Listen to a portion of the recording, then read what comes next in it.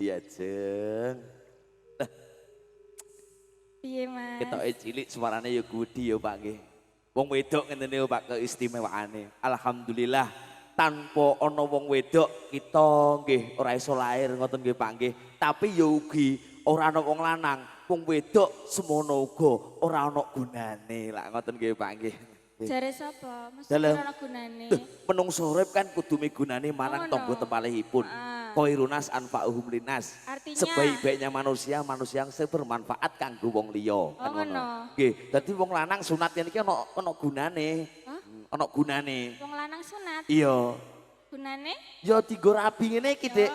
Oh. Ya kan aku ora ngerti, aku ora tau rabi. Urung tau to? Urung. Lah kok tak dono bentuke. Lah ya Allah, ya Allah. Jok, Ma.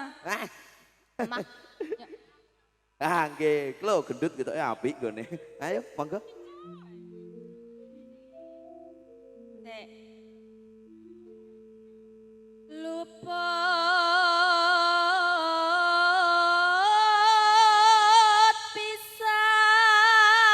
pisan kena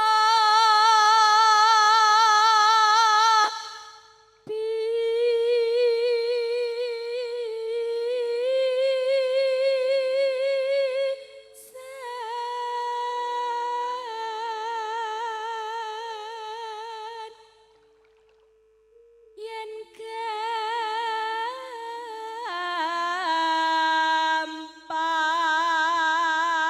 gampang luwe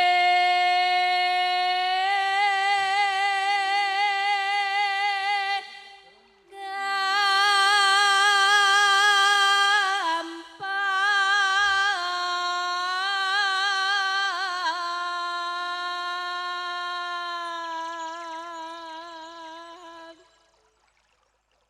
banteran ya tak ngene Pertandake nek seprawan ini iki lho, Pak. Nggih. soalnya mie penae Pak piye ya Ora ana ngobosi suarane, Pak. Nek sik perawan ngeten iki. Nggih to? Yen angel angel kalangko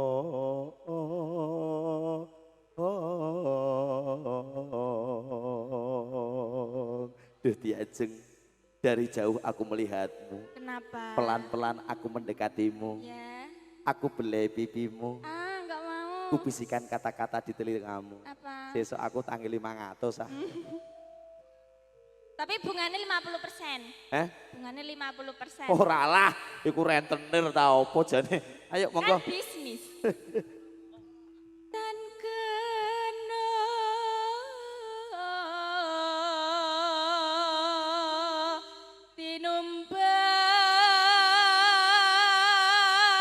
tinumbas harta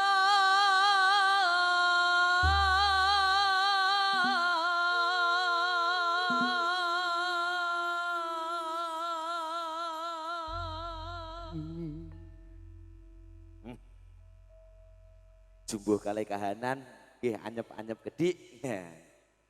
Ya ngerti sithik ya Dik ya. aku wis apes banget sih. Wis sanget. Iya. Iya percaya. Percaya kono duwe nggo anget-angetan kok nggih. Ayo monggo, Cok. Jenarengan kanca-kanca blekok musik nyampur sari Wildan manajemen matur sakalang.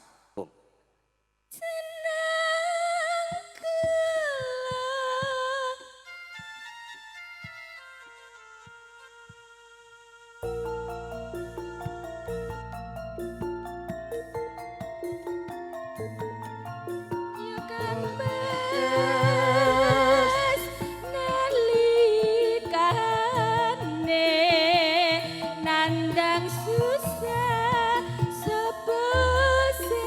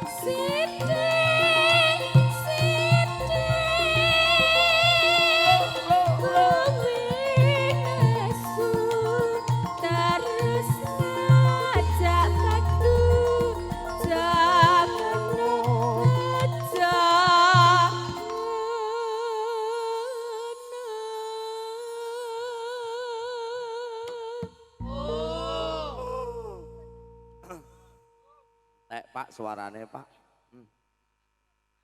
Oh. Nek kono suarane cek Pak aku loncol mau jute yo entek. Yo yo. Ya piye ya sak rene yo sik banteri Mas piye? Jalan mik piye? Jalan mik? Ya. Hah? Ini. Ketoke yo enak mikmu. Jangan ngono. Iya. Bos. Bos sik ya. Ampuni tamu. Kayak ibu sidik Mas, mikku ibu sidik Mas. Ya. Sik. Lah, ketoke yo enak pengen jajal ben rada empuk jare Wak. Nggih. Ayo. Iya.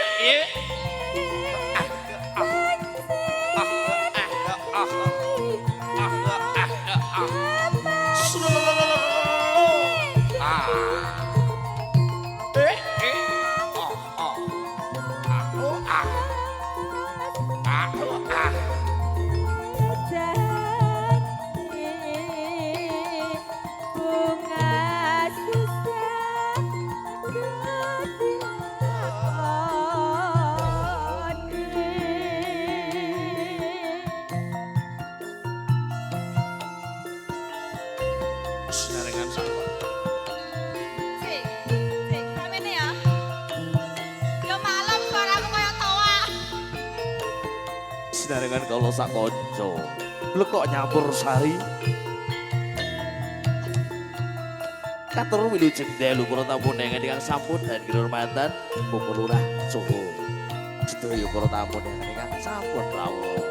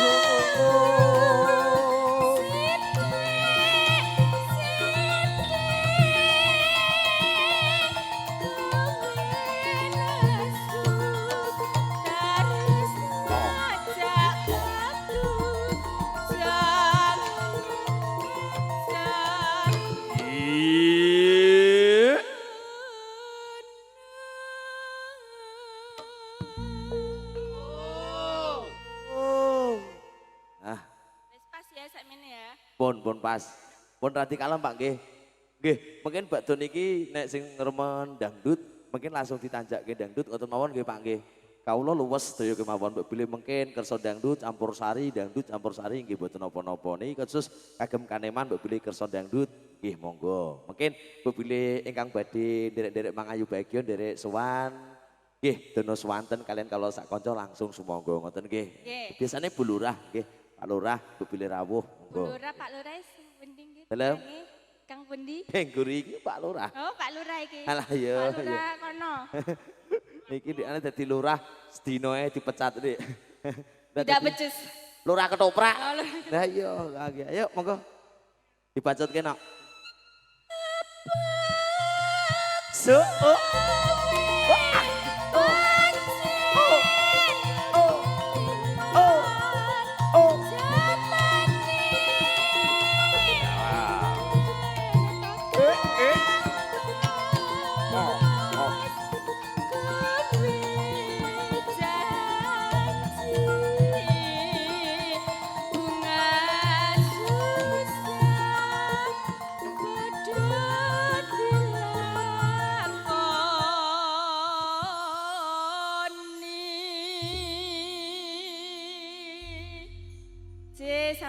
Gendho Ayu Widya ing wingkingipun gending sampean bunga susah padha dilakoni.